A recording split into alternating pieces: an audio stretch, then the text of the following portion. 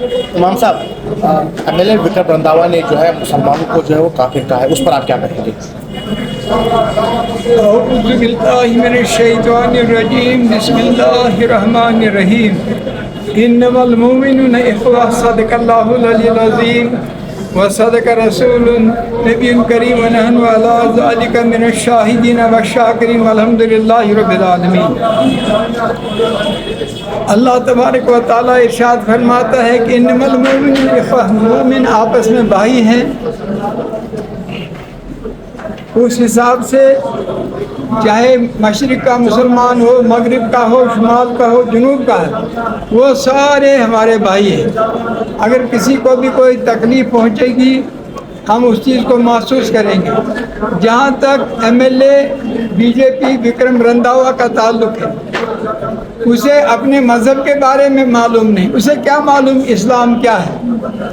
اور یہ بات جو وہاں پر جموں میں اس نے کہی ہے کہ مسلمانوں کو کہ آپ کافر ہیں، یہ حق اس کو کس نے دیا؟ اسی لیے ہم نے پورے مجمع میں اس کی مذمت کی اور لوگوں نے اس کی تائید کی۔ یہ کسی کو حق نہیں کہ وہ کسی کو کافر کہے۔ ہم اپنے برادران وطن کو بھی کافر نہیں کہتے، کیونکہ ان کو اللہ کی ذات پر یقین ہے، وہ اللہ کو مانتے ہیں۔ جو اللہ تعالیٰ کو مانے گا اس کو ہم کافر کہہ ہی نہیں سکتے۔ جہاں تک اس کا وکرم کا تعلق ہے، اسے تو اپنے مذہب کے بارے میں معلوم نہیں۔ اسے کیا معلوم کہ مسلمان کے لیے اسلام میں ہونا کیا کیا شرط ہے۔ لہذا اسے اپنی بات پر تائب ہونا چاہیے، معافی مانگنی چاہیے، کیونکہ یہ انسانیت کا مسئلہ ہے۔ اور جموں میں مسلمان اقلیت میں ہیں، اکثریت کو چاہیے کہ انہیں تحفظ دیں، ان کے ساتھ کوئی ایسی بات نہ کہی جائے جس سے ان کے دل کو ٹھیس پہنچے۔ لہذا میں ایک دفعہ پھر یہ کہتا ہوں کہ اسے وہاں کے مسلمان اسے معافی مانگنی چاہیے۔ امام صاحب بھوپال انسیڈنٹ پر کیا کہیں گے؟ جہاں تک بھوپال کا تعلق ہے، اس حوالے سے بھی ہم نے یہاں جامع مسجد کے عظیم اجتماع میں ان کی مذمت کی اور لوگوں نے اس کی تائید کی۔ اللہ تعالیٰ کی ذات جو ہے وہ بے نیاز ہے۔ کوئی اگر اللہ تعالیٰ کو گالیاں دیتا ہے، اس سے رب کی شان میں کوئی فرق نہیں پڑ سکتا۔ وہ اس کی بے وقوفی ہے، وہ اس کی کم عقلی ہے جو اللہ تعالیٰ کو گالی دے گا۔ گویا کہ اس نے اپنے ضمیر کو اور اپنی انسانی احساس کو جو ہے اس کو ٹھیس پہنچائی۔ اسے کیا معلوم کہ اللہ کی ذات جو ہے لم یلد ولم یولد۔ ہمارا عقیدہ ہے اللہ نہ کسی سے پیدا ہوا نہ اس سے کوئی پیدا ہوا۔ لیس کمثلہ شیء، اللہ تعالیٰ کے مثل اس کے برابر کوئی خدا نہیں۔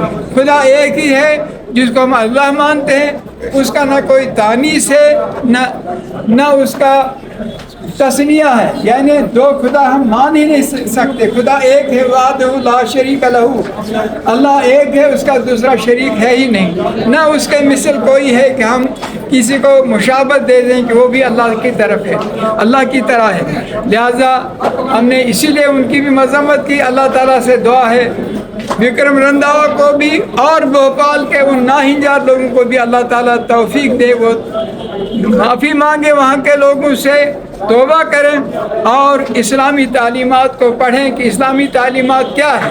جب وہ تعلیمات پڑھیں گے، بہت سارے ایسے لوگ جو قرآن کے خلاف اٹھے تھے کہ وہ اس پر قلم اٹھائیں، جب انہوں نے قرآن عظیم کو پڑھا اس کے بعد انہوں نے اسلام قبول کیا۔ اللہ تعالیٰ انہیں بھی توفیق دے وہ اسلام قبول کریں اور قائم کریں۔ امام صاحب امت مسلمہ کو اس دور میں کیا میسیج دینا چاہیں گے؟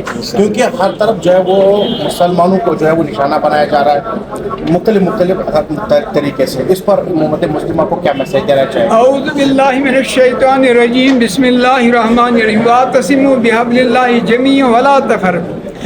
اس میں تمام امت مسلمہ کو میری طرف سے گزارش رہے گی کہ واعتصموا بحبل اللہ جمیعا، تم سب اللہ تعالیٰ کی اس رسی کو، اللہ تعالیٰ کے دین کو مضبوطی سے تھامے رکھو، ولا تفرقو، اور فروعی مسائل پر آپس میں تفرقہ مت کرو، آپس میں لڑائی مت کرو۔ ہمارا اتحاد ہی ہماری طاقت ہے، اتحادنا قوتنا، یہ فرمایا اللہ کے رسول صلی اللہ علیہ وسلم۔ ہمارا اتحاد ہماری طاقت ہے۔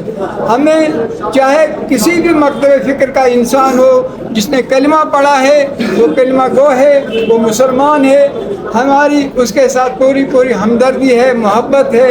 اللہ تعالیٰ ہر مسلمان کو اسلام پر چلنے کی توفیق عطا فرمائے۔